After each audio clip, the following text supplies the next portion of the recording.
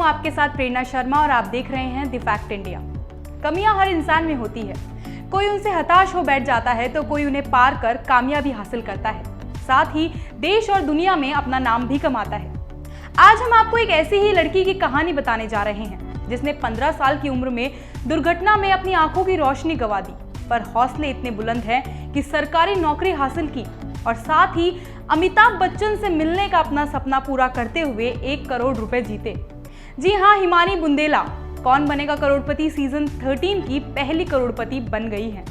तो चलिए आपको सुनाते हैं खुद हिमानी से कि कैसे पहुंची वो केबीसी की हॉट सीट पर। टीवी देखती थी, तब मेरा विजन ठीक था, तो मैं टीवी देखा करती थी, बहुत शौक था और टीवी में जाने का बहुत शौक था। देखती थी कि इतना सारा अच्छा परफॉर्मेंस हो रहा है, लोग रियलिटी शो में आ रहे हैं, तो मैं भी सोचती थी ऐसा कोई दिन आएगा कि मैं भी जा पाऊंगी टीवी में। देन मैंने जब केबीसी देखा, पता चला कि इसमें तो जीके के बेस पर स्टडी करके जा सकते हैं, तब मैंने फिक्स कर लिया। मैंने कहा एक दिन मुझको भी बैठना है सीट पर, अमिताभ सर से मुझे भी मिलना है। तो वो जो प्रोसेस था वो वहीं से स्टार्ट हो गया। फ्रेंड्स के संग खेलना शुरू किया केबीसी, उसमें खूब अमिताभ सर बन जाती थी और क्वेश्चन पूछती थी। 10 साल पहले एक सड़क दुर्घटना में हिमानी ने अपनी आंखों की रोशनी खो दी थी।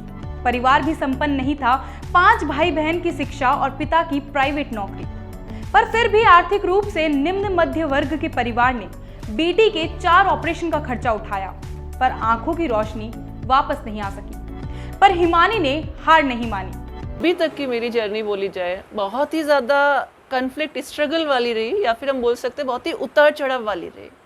बिकॉज जब 15 साल की थी तब विजन लॉस हुआ, उससे पहले लाइफ बिल्कुल अलग थी, एक नॉर्मल बच्चे की तरह चल रही थी। फिर 15 साल की हुई, विजन लॉस हुआ तो लाइफ में कंप्लीटली चेंज आया। मैं उस टाइम पर कोचिंग जा रही थी और एक सड़क दुर्घटना आप बोल सकते हैं, तो उस टाइम पर फिजिकली तो इतना खतरनाक चोट लगा था, इतना ज़्यादा चोट लगा था कि मेरा जो जीन्स था वो सब उस पर कपड़ा हट चुका था जीन्स तक का, इतने ज़्यादा स्टोन थे और पूरे हाथ और पूरा फिजिकली बहुत ब्लीडिंग हो रहा था। तो मुझे लगा कि शायद, और साइकिल मेरा कंप्लीटली टूट गया था, तो मुझे लगा कि शायद ये मतलब फिजिकली इतना चोट है। लेकिन थोड़े दिन बाद, 1 वीक बाद ऐसा फील हुआ कि शायद विजन कम हो रहा है। बट उस टाइम पर ऐसा कुछ था नहीं माइंड में कि आइस पे भी इफेक्ट आया होगा। तो मैंने पापा से नॉर्मली बोला कि हम डॉक्टर पे चलते हैं और चश्मे का नंबर चेक कराते हैं। मेरे माइंड में एक चीज़ था कि शायद हो सकता है नंबर बढ़ रहा होगा। लेकिन जब हम डॉक्टर पे गए तो उन्होंने चेक किया और उन्होंने सीधा बोला कि आपका जो रेटिना है वो अपनी जगह से हट गया है। क्योंकि मुझे थोड़ा सा विजन में ब्लर था, तो वो 4th ऑपरेशन इसलिए करवाया गया था कि विजन और क्लियर हो जाएगा। जब मुझसे ये बोला गया कि आपका विजन और क्लियर हो जाएगा, आप और शार्पली देख पाओगे, तो मुझे लगता है हर किसी के माइंड में आएगा कि करवा लेना चाहिए। और मेरे सामने मेरा पूरा करियर था, तो मैंने भी वो ऑपरेशन ये सोचकर कि मेरा विजन और क्लियर और शार्प होगा, मैंने करवाया। बट वो ऑपरेशन सक्सेस नहीं हुआ और जो विजन था मेरे पास, जो मैंने स्कूल जाना शुरू करा था, वो विजन मेरा टोटली निल हो गया उस सर्जरी में। मतलब वो सर्जरी फेल हो चुकी थी। बेसिकली उस टाइम पर जैसे पापा की प्राइवेट जॉब, और हम बहुत नॉर्मल फैमिली से, नॉर्मल क्या बहुत ही ज़्यादा नॉर्मल फैमिली, क्योंकि हम 5 भाई बहन स्टडी करने वाले थे और अकेले पापा की अर्निंग, वो भी प्राइवेट जॉब। जब पापा इतना अमाउंट, क्योंकि सर उस टाइम पर 2011 के टाइम पर 50,000, 40,000, 60,000 ऐसा पे करना पड़ता था, क्योंकि रेटिना का सर्जरी बहुत कॉस्टली होता है।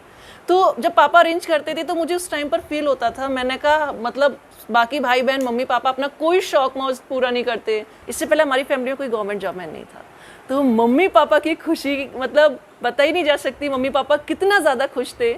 और सबसे ज़्यादा मुझे प्राउड कब फील हुआ, अभी कोविड के दौरान पापा ने जब एक लाइन बोली कि बेटा अगर आज आप नहीं होते, आपकी जॉब नहीं होती, तो शायद हम लोग गाँव वापस लौट जाते।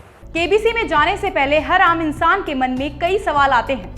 हिमानी के मन में भी कई सवाल थे, पर उनकी सोच ने उन्हें कहीं रुकने नहीं दिया। उनकी पॉजिटिव सोच ने न सिर्फ उन्हें हॉट सीट पर बैठने का मौका दिया, बल्कि इस सीजन का करोड़पति भी बनाया। फास्टेस्ट फिंगर फर्स्ट जब होना था, उससे पहले नाइट तक मेरे माइंड में एक क्वेश्चन बहुत बार चल रहा था, जो कि ये था कि कैसे होगा।